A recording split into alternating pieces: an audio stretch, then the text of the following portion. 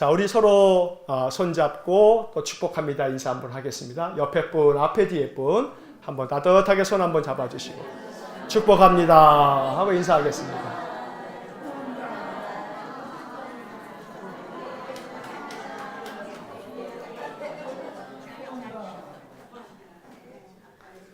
여러분 꼭 그거 믿으셔야 돼요.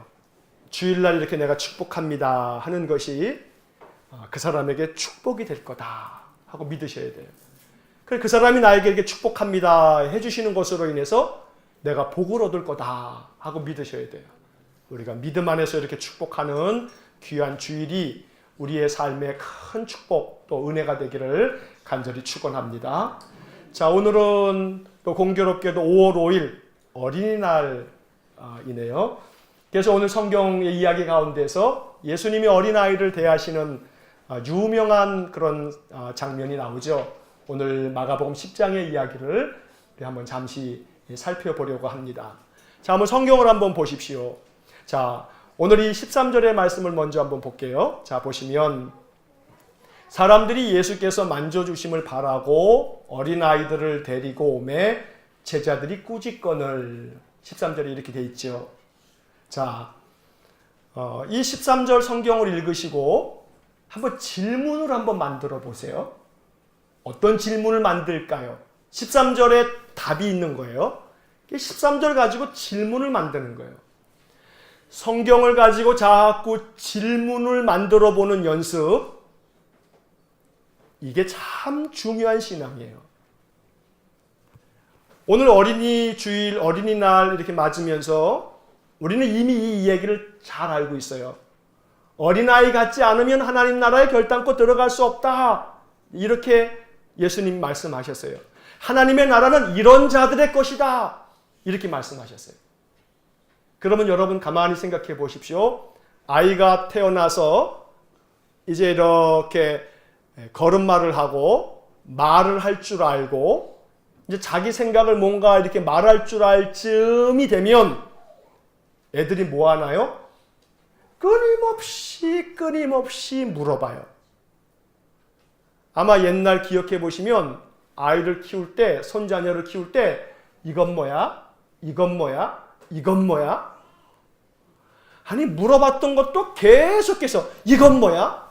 뭐라고 대답해주면 또 이건 뭐야? 또 대답해주면 또 이건 뭐야?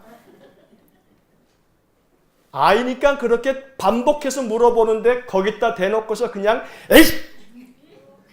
지금 얘기해줬잖아! 이 바보야! 하는 부모는 없어요. 그런 부모는 없어요. 아이는 묻고 또 묻고 또 묻고 수도 없이 물어봐요. 가만히 생각해 보십시오. 어린아이에 대해서 예수님은 하나님의 나라는 이런 자의 것이다 그러셨죠. 그러면 여러 교훈을 얻을 수 있지만 이런 생각을 먼저 하세요. 아, 어린아이는 끊임없이 질문하는구나. 어린아이 같은 신앙이라고 하는 제목으로 오늘 말씀을 나누는데 우리의 신앙은 끊임없이 뭐 하는 신앙에 대해요? 질문하는 신앙이에요. 질문하는 신앙. 무조건 그냥 받아들이는 게 아니라 끊임없이 질문하는 신앙. 성경을 볼 때도 마찬가지예요. 그래야 성경을 깊이 볼 수 있고 성경에서 하나님의 음성을 들을 수가 있어요. 여러 가지 성경에서 교훈을 얻을 수 있는 방법도 질문하는 거예요. 자, 13절을 다시 보십시오. 사람들이 예수께서 만져주심을 바라고 어린아이들을 데리고 오매 제자들이 꾸짖거늘. 제가 이제 질문할게요, 여러분들께. 질문을 하면 대답을 하시는 거예요. 쉬워요. 어렵지 않아요. 자, 들어보세요. 13절을 뚫어지게 보시면서 여러분들이 답을 찾는 거예요. 자, 질문 나갑니다.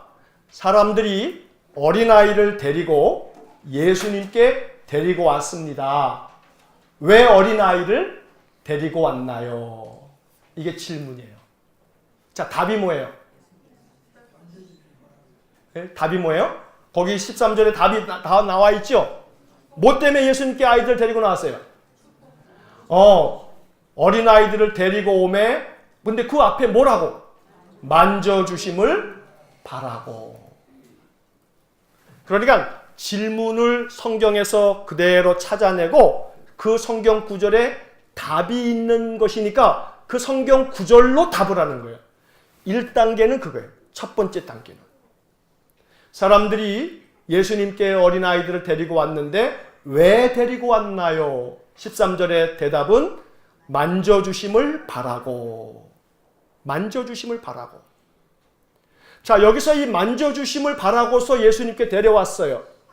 그러면 여기서 이 이야기를 조금 더 깊이 보려면 제가 주보에다가 이렇게 성경 다른 번역을 이렇게 써드리죠.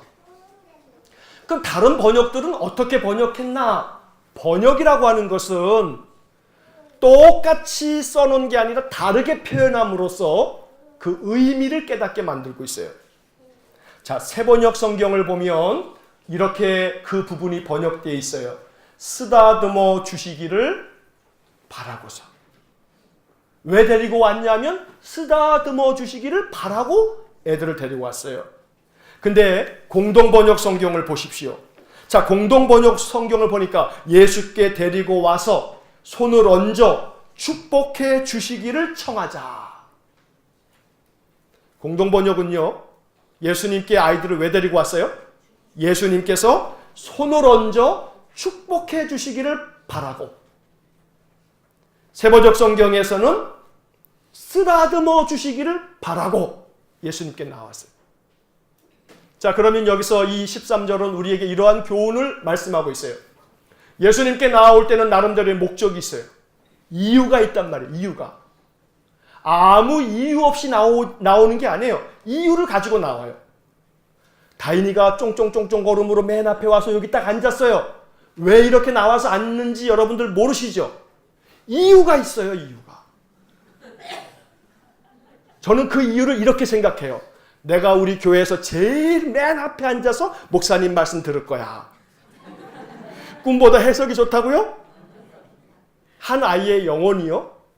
저렇게 예배당에 앉아있다가 쫑쫑 걸어오더니 저 의젓하게 앉아있는 거 보세요. 자, 그러면 아이를 데리고 나와서 예수님께 나올 때 저들은 예수님 만져주시기를 바랬고 쓰다듬어 주시기를 바랬고 손을 얹어 축복해 주시기를 바랬는데 여러분들은 오늘 왜 나오셨어요? 여러분들의 마음속에 이유가 있으셔야 돼요. 예배당에 나올 때 이유가 있으셔야 돼요. 주님, 내가 오늘 예배당에 나갑니다. 오늘 예배당에서 나를 만나주시고 한 주간 동안에 내가 이것 때문에 마음 아프고 힘들었는데 내 마음 위로해 주시고 내가 지치고 고나여 있고 해결되지 않은 이런 문제들도 있으니 주님 나를 만져주시고 내 문제를 만져주시고 내 문제 위에 안수하여 축복해 주세요. 예수님께 나올 때 이유가 있어야죠. 오늘 이 사람들은 예수님께 아이를 데리고 왔는데 이유가 있더라 이 말이에요. 이유가. 예수님이 손을 얹어 축복해 주시기를 바랬어요. 오늘 그와 같은 은혜가 있기를 간절히 축복합니다. 재미있는 것은 여기 만져주셨다라고 하는 이 단어가요, 참 뜻이 있어요. 이 만져주셨다라고 하는 이 단어는 헬라어로는 합토라고 하는 동사가 쓰여져 있어요. 근데 이 헬라어 합토라고 하는 이 말은요, 지금 이 번역되어 있는 것처럼 만지다, 접촉하다 이런 뜻도 있는데 또 하나 기가 막힌 뜻이 있어요. 그게 뭐냐면 불을 피우다. 합토라고 하는 이 헬라어 단어, 만져주시니라고 하는 이 단어가 또 하나의 뜻이 있으니 그건 바로 불을 피우다. 불을 피우다. 여러분, 불 피우는 거예요. 지금이야 다 전기로 돼 있으니까 불 필 일 별로 없잖아요. 옛날에는 다 집안에 다 그냥 연탄불 다 피워야 됐어요. 겨울 되면 한여름 되기 전까지는 연탄불 불 꺼트리면 큰일이잖아요. 가장 큰 시집살이 많지만 불 꺼트리는 시집살이만큼 하랴 하고서 옛날에 제가 신방 가면 어느 노 권사님들이 당신 시집살이 얘기하시면서 내가 연탄불 꺼트렸다가 얼마나 혼났는데 이런 얘기를 하신 적도 있는데, 자, 불을 피우는 것. 그런데 만져주시기를 바라고 아이들을 데려왔는데 그 만져주신다는 것이 합토, 불을 피운다. 여기에 의미가 있어요. 예수님께서 이 아이들의 불을 피워주시기를 원한다. 이 말씀을 들으면서 우리는 이 성경 구절대로 주님, 나도 어린아이처럼 주님께 나와왔습니다. 나를 만져주세요. 다시 말하면 내 안에 불을 피워주세요. 내 안에 불을 피워주세요. 어느 순간 세상을 살아가면서 우리들의 마음속에는 희망이라고 하는 것이 다 꺼져버렸어요. 살다가 보면 지치고 지쳐서 웃음꽃도 다 시들어버렸어요. 내 마음 가운데 무언가 할 수 있겠다라고 하는 자신감도 다 꺼져버렸어요. 내 마음속에 꺼져버린 불, 얼마나 많은 것들이 있어요. 근데 그 꺼져버린 불씨에 합토 만져주셨다. 불을 피우신다. 불을 피워주셨다. 불을 피워주셨다. 이 아이들의 인생 속에 항상 하나님 만져주세요. 불을 피워주세요. 주님, 내 마음속에 불을 피워주세요. 내 마음속에 의욕이 무언가를 하고자 하는, 해야겠다는 자신감과 의욕이 피어나게 해주세요. 할 수 없겠다라고 하는 낭망이나 해서 뭐하나 하는 허무함이나 뭘 할 게 있으랴 하는 마음 가운데 그 패배주의적이고 그 열등감에 가득 찬 마음 속에 주님 만져주세요. 불을 피워주세요. 활활 타오르게 해주세요. 오늘 예수님께서 이 아이들을 만져주셨다. 만져주시길 바라고 데려왔다. 만져주셨다라고 하는 말에 의미가 있다 이 말이에요. 오늘 그러니 저와 여러분들의 삶 속에 주님이 항상 우리를 만져주시기를 축복합니다. 우리 자녀 손들을 만져주시기를 원합니다. 여러분 기도하실 때 어린 자녀들, 어린 손자녀들을 위해 기도하실 때 주님 이 아이를 만져주세요. 이 아이의 인생의 삶 속에 불을 피워주세요. 하고 기도하시기 바랍니다. 그래서 지혜가 활활 타오르듯 그 불이, 지혜의 불이 활활 타오르고 아이들의 인생의 삶 속에 우리 주님께서 그러한 은혜를 달라고 기도하시는 그런 삶이 되시기를 축복합니다. 자, 이제 그 다음에 이제 13절에 또 보시면 제가 질문을 할 거예요. 또 다른 질문이에요. 자, 이렇게 아이들 데리고 왔는데 두 번째 질문은 제자들은 이들을 어떻게 대했나요? 자, 제자들이 어떻게 대했어요? 꾸짖거늘. 이게 답이에요. 그렇죠? 자, 이렇게 질문을 찾아내고 답을 찾아내는데 이제 답은 제자들이 어떻게 대했냐면 그 사람들을 꾸짖었어요. 그럼 여기서 한 가지 더 질문을 하자면 왜 꾸짖었냐 이 말이에요. 왜 꾸짖었나?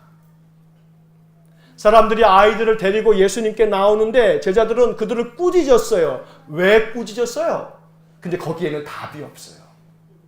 성경에 보니까 왜 꾸짖었다는 말이 없죠. 왜 그 대답은 없을까요? 제자들이 왜 꾸짖었다는 말을 왜 안 써놨을까요? 그건 여러분들이 상상하라고. 여러분들이 상상하라고. 정답은 없어요. 물론 정답을 나름대로 생각해 볼 수는 있지만 그걸 정답이다 라고 말할 수는 없어요. 성경에 기록되어져 있지 않으니까. 여기에는 많은 상상력이 필요해요. 자, 이런 상상이 가능해요.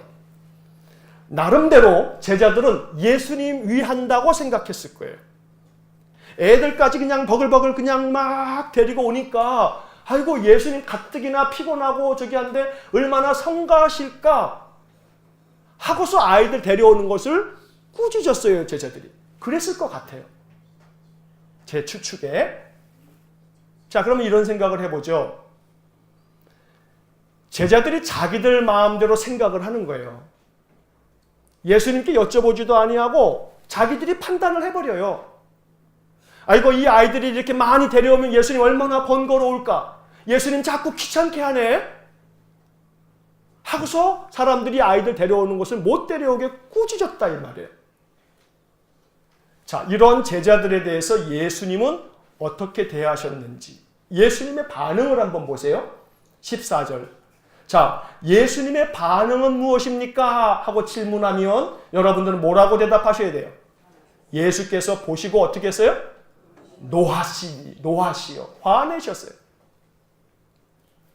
자, 제자들은 사람들이 애들 데려오는 걸 꾸짖었는데 예수님은 오히려 누구를 꾸짖고 노하시냐면 그런 제자들에게 화를 내셨어요. 자, 그럼 또 한 번 생각해 보세요. 예수님 왜 화내셨어요? 예수님 왜 화내셨어요?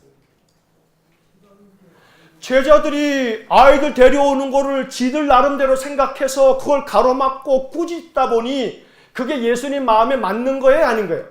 아닌 거죠. 예수님 마음은 다 와라. 누구든지 와라.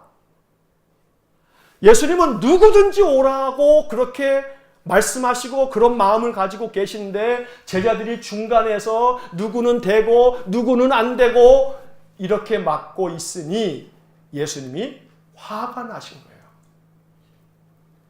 여러분, 예수님의 이야기는 복음서에 나와요. 신약 성경에 마태, 마가, 누가, 요한복음에 예수님의 이야기가 쫙 나오지요. 언제 한번 마음속에 마태복음서부터 요한복음까지를 쫙 읽으시면서 예수님이 언제 화내셨나 하는 걸 한번 찾아보세요. 예수님이 도대체 언제 화를 내셨나, 몇 번 화를 내셨나 하고 한번 찾아보세요. 그럼 아주 재미있게 성경 읽을 수 있을 거예요. 오늘 예수님의 이 사건에서 제자들에게 화를 내셨어요. 그냥 화를 내신 게 아니에요. 굉장히 나무라면서 화를 내셨어요. 자, 그러면 예수님이 화낸 이유를 우리가 한번 상상해 볼 수 있어요. 그것은 다름 아닌 좀 전에 말씀드린 것처럼 왜 니들 마음대로 판단하니? 이놈들아. 저 아이들이 내게 다 오는 것을 나는 기뻐하는데 너희들이 왜 니들 마음대로 판단하고 아이들을 가로막는 거니? 하고 야단치시는 거예요. 근데 가만히 보면 이러한 제자들의 모습이 우리에게도 있어요. 우리에게도 있어요. 예수님은 모든 사람들 다 오기를 원하시는데 어떤 사람은 안 왔으면 좋겠는데 어떤 사람은 안 와야겠는데 저 사람 왜 왔지? 우리 교회에 만약에 냄새가 펄펄 나는 노숙인이 주일날 와서 예배를 드리겠다고 이렇게 탁 와서 예배당 저쪽에 중간쯤에 딱 앉아서 예배를 드리는데 노숙인이 정장을 하고 오겠어요? 씻고 향수를 뿌리고 오겠어요? 일주일 내내 아니 한 달 내내 씻지도 않은 몸으로 옷은 그냥 막 노숙을 했으니 길바닥에 누워서 자던 그 모습 그대로 그렇게 와서 예배를 드리겠다고 딱 앉을 때 우리는 마음속에 뭐가 발동하냐면 우리의 고정관념, 우리의 익숙해져 있는 생각들, 저 사람 뭐야? 하는 여러 가지 복잡한 마음들.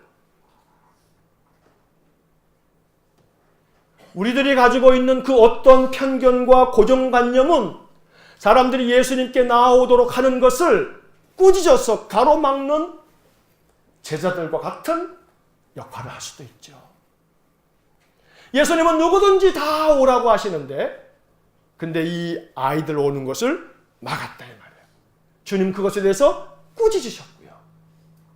그러니 예배당에 나올 수 있는 것은 누구든 다 나올 수 있는 것이지요.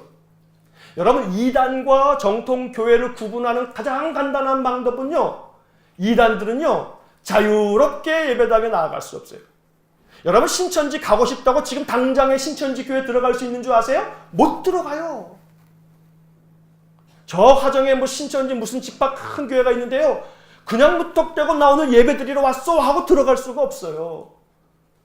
중간에 미리 사전에 따로 뭐 몇 개월 동안에 비유 공부서부터 해서 공부 쫙 하고 난 다음에 자격이 주어져야 들어가요. 예수님께 나옴에 자격이 있어야지만 나와요? 모두가 다 나와요? 모두가 다 나오는 거예요. 모두가. 근데 제자들은 예수님의 이 마음을 알지 못했어요. 그래서 예수님은 그 다음에 이제 여러 말씀으로 이제 가르쳐 주시죠. 뭐라고 말씀하시냐면 14절 한번 보겠습니다. 예수님께서 하신 말씀 한번 보시면, 자 14절 다 같이 한번 다시 읽겠습니다. 예수께서 보시고 노하시어 이르시되 어린아이들이 내게 오는 것을 용납하고 금하지 말라. 하나님의 나라가 이런 자의 것이니라. 첫째는 용납해라. 용납해라. 근데 이 상황 속에서는 아이들이 내게 오는 것을 용납해라. 금하지 말라. 이렇게 말씀하신 거예요. 근데 여기에는 상황이 지금 아이들 데려오는 것을 용납하고 금하지 말라 하신 것이지만 이것은 원리예요. 원리. 무슨 원리냐면 용납해라. 다 받아들여라. 금하지 말라. 다시 말해서 세번역 성경에는 허락하고 막지 말아라. 공동번역은 막지 말고 그대로 두어라. 자, 이것은 주님은 모든 것을 다 용납하시는 분이에요. 모든 걸 다 허락하시는 분이에요. 금하지 않으세요. 막지 않으세요. 심지어 가룟 유다가 자기를 파는 일에도 예수님은 막지 않으세요. 여기에 중요한 메시지가 있어요. 여러분 보십시오. 최후의 만찬 자리에서 예수님은 너희들 중에 하나가 나를 팔 거다 하고 말씀하셨어요. 그가 누군지 예수님은 알았어요? 몰랐어요? 알았어요. 그러면 일반적인 상식으로 생각할 때는 유다야 네가 나를 팔려고 하는구나. 너 그러면 안 돼. 하고 막아야 되죠. 막아요? 안 막아요? 예수님 막지 않아요.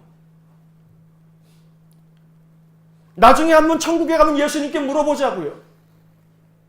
예수님 왜 가룟 유다가 예수님 팔려고 할 때 그를 막지 않으셨어요? 여기서 용납하고 금하지 말라라고 하는 이 말씀 속에는 대단히 중요한 메시지가 하나 있어요.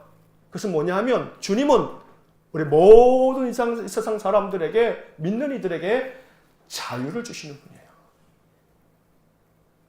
용납하고 막지 말라, 금하지 말라라고 하는 것의 중요한 메시지는 자유예요. 자유.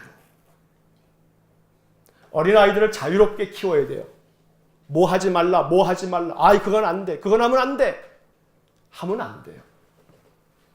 그래, 해. 그것도 해. 이것도 해봐. 저것도 해봐. 그 아이의 생명과 직결되어져 있는 안전상의 문제가 아닌 한은 다 해보라. 다 해보라. 다 해보면서 이 아이가 경험해 가면서 이건 하지 말아야겠구나, 이거는 더 해야겠구나 하는 것들을 판단해 간다면 이 아이는 매우 지혜로운 이가 돼요. 용납하고 금하지 말라. 신앙생활도 마찬가지입니다. 용납하고 금하지 말라. 결국 이것은 여러분들의 신앙의 삶에서 모든 것이 다 가능해요. 다 할 수 있어요. 어떤 것도 금지할 법이 없어요. 주님은 다 허락하시는 거예요. 심지어 자기를 파는 제자조차도 네가 하고자 하는 일을 속히 해라 하고 요한복음에서 예수님은 유다에게 말씀하세요. 주님께서는 유다가 그렇게 행한 후에 주님은 간절히 바랬을 거예요. 그리고 네가 꼭 참회해라. 돌아와라. 그게 주님의 마음이셨을 거예요. 그러나 주님의 마음을 깨닫지 못했어요. 여러분 일평생 죄를 짓지 않을 수 있어요? 없어요. 죄를 지을 수밖에 없어요. 그럼 뭐 하면 돼요? 회개하면 돼요. 아, 그러면 또 가서 똑같은 죄를 지으면 어떡하냐고. 그러면 어떻게 하면 돼요? 그 다음에 와서 또 회개하면 돼요. 아, 근데 또 회개하고 또 가서 똑같은 잘못을 또 저지르는데 어떡하냐고 예수님께 미안해서. 예수님께 미안한 마음이 문제가 아니고 주님께 나와서 또 회개하면 돼요. 그러면 회개할 필요가 없지 않느냐고 또 죄를 지을 건데 그건 내 생각이고. 그렇게 끊임없이 같은 죄를 할지라도 또 와서 회개하고 또 와서 회개하고 또 와서 회개하다 보면 어느 순간 그 잘못을 점점 내 마음속에 하고 싶지 않아져요. 그 잘못, 그 죄가 싫어져요. 그게 싫어지지 않는 이유는 계속해서 같은 죄라도 반복하여 회개하지 않기 때문이에요. 그러니 주님은 죄 짓는 일조차도 주님은 어떻게 하세요? 막지 말고 그대로 두세요. 이 부분에서 오해하시면 안 돼요. 아, 죄 져도 되는구나를 얘기하는 게 아니에요. 우리의 죄성 때문에 주님은 죄를 짓지 말라고 끊임없이 당부하시나 그렇지 못한 우리의 모습에 대하여 우리가 할 일은 주님 앞에 나아가는 것을 금하지 말고 또 나가서 회개하고 또 나가서 회개하다 보면 주님의 은혜가 우리 가운데 임할 줄로 믿습니다. 그런데 여기서 이제 중요한 나머지 이제 하나는 예수님께서 이 아이들 데려오는 것을 금하지 말라 하신 다음에 그 다음에 이어지는 이야기가 매우 중요해요. 예수님은 이 이야기를 하나님 나라와 연결짓고 있어요. 하나님의 나라가 이런 자의 것이다. 또 하나님의 나라를 어린아이같이 받들지 않는 자는 결단코 그곳에 들어가지 못하리라. 무시무시한 얘기를 들려주셨어요. 아니, 어린아이를 데려오는 것을 좀 제자들이 막았기로 서니 예수님이 하신다는 말씀이 그거 용납하고 금하지 말라 하신 다음에 엉뚱하게도 여기에서 하나님 나라 얘기를 하더란 말이에요. 그러면서 하시는 말씀은 하나님 나라가 이런 자의 것이다. 하나님 나라가 이런 자의 것이다. 누구와 같은 거예요? 어린아이 같은 자의 것이다. 하나님 나라는 이 어린아이처럼 받들지 않으면 들어갈 수 없다. 결단코. 그러니 오늘 설교의 제목처럼 우리의 신앙이 뭐와 같은 신앙이 되어야 돼요? 어린아이 같은 신앙이 되어야 돼요. 옆에 있는 분에게 한번 축복합시다. 어린아이 같은 신앙이 되세요. 어린아이 같은 신앙이 되시는 거예요. 어린아이 같은 신앙. 물론 이 어린아이는 2000년 전의 어린아이예요. 요즘 어린아이들은 얼마나 영악한지. 부모들이 그렇게 영악하게 키워요. 전에도 한번 말씀드렸는데 아이들 저 놀이터에서 애가 참 이뻐서 너 이름이 뭐니? 하고 물어봤더니 애가 확 째려보면서 확 뛰어가면서 엄마가 가르쳐주지 말라고 했어요. 하고서 뛰어가는 아이들, 그런 세상이 돼버렸어요. 애한테 이름을 물어보면 뭐 누구예요? 하고 대답해야 되는데 그런 공손함이 다 사라져 버렸어요. 어른들이 세상을 그렇게 만들었어요. 그게 안타깝죠. 하지만 예수님께서 말씀하신 이 하나님 나라는 어린아이와 같지 않으면 결단코 들어갈 수 없다. 이 아이들에게 있어서 보여지는 것은 순진함이죠. 순수함이죠. 그래서 받아들이는 마음이에요. 아이들은 모든 것들을 다 그대로 받아들여요. 모든 걸 다 그대로 받아들여요. 심지어는 우스개 같은 얘기입니다만 애들은요, 그냥 이게 분별이 없을 때는요, 다니면서 모든 손에 잡히는 걸 다 입으로 그냥 받아들여요. 또한 아이들은 자라면서요, 끊임없이 아까 말씀드린 것처럼 질문하고 질문하면서 그 질문에 대답해 주는 것들을 그대로 다 받아들여요. 그런데 오늘 저는 이 말씀 속에서 이 한 가지를 기억하세요. 하나님 나라는 어린아이와 같이 받들지 않는 자는 결코 들어갈 수 없다. 하나님 나라는 이런 자들의 것이다. 그럴 때 어린아이의 모습 중에 중요한 한 가지는 어린아이들은 약해요. 이거 한 가지를 기억하세요. 어린아이는 약해요. 어린아이는 힘이 없어요. 하나님 나라는 이런 아이들의 것이다. 이런 자의 것이다. 어떤 자요? 약한 자의 것이다. 왜냐하면 강한 자는요, 자기 힘 믿어요. 세상 자기 힘으로 사는 거지 뭐이 하나님 힘으로 사나? 세상 자기 힘, 자기 능력, 자기가 가진 것으로 사는 거지 뭐이 예수가 도와주긴 뭐이 도와줘? 강한 자는 의지하지 않아요. 누구만 의지하냐면 자기 자신만 의지해요. 어린아이는 결코 자기를 의지하지 않아요. 껐떡하면 엄마 하고 불러요. 왜 불러요? 도와달라고, 해달라고. 주님을 향하여 우리들의 마음이 그와 같은 마음이 될 때 하나님의 나라는 그런 사람의 것이에요. 하나님 도와주세요. 하나님 난 약해요. 난 할 수 없어요. 내가 다 할 테니 예수님 뒤에 앉아 계세요. 내가 다 처리하고 난 다음에 말씀드릴 테니까 예수님 그냥 묻지도 말고 그냥 계세요. 내가 다 결정하고 난 다음에 얘기해 드릴게요. 이건 아이가 아니에요. 아이는 미주알 고주알 다 얘기하고 묻고 또 의논하고 의지하고 도와달라 해요. 다른 여러 가지 이야기를 나눌 수 있겠습니다만 이 한 가지를 기억하세요. 하나님의 나라는 이런 자의 것이다. 어린아이의 것이라고 말씀하시는 이 이야기 속에서 우리가 기억할 어린아이의 모습은 약한 자예요. 약한 자. 그러니 나의 약함을 낙담하지 마세요. 나의 약함을 괴로워하지 마세요. 나의 약함이 오히려 우리 주님께로부터 은혜를 얻는 길임을 기억하세요. 그래서 약할 때마다 주님 내가 약해요. 나의 이 약함을 주님밖에는 도와줄 분이 없어요. 주님 날 도와주세요.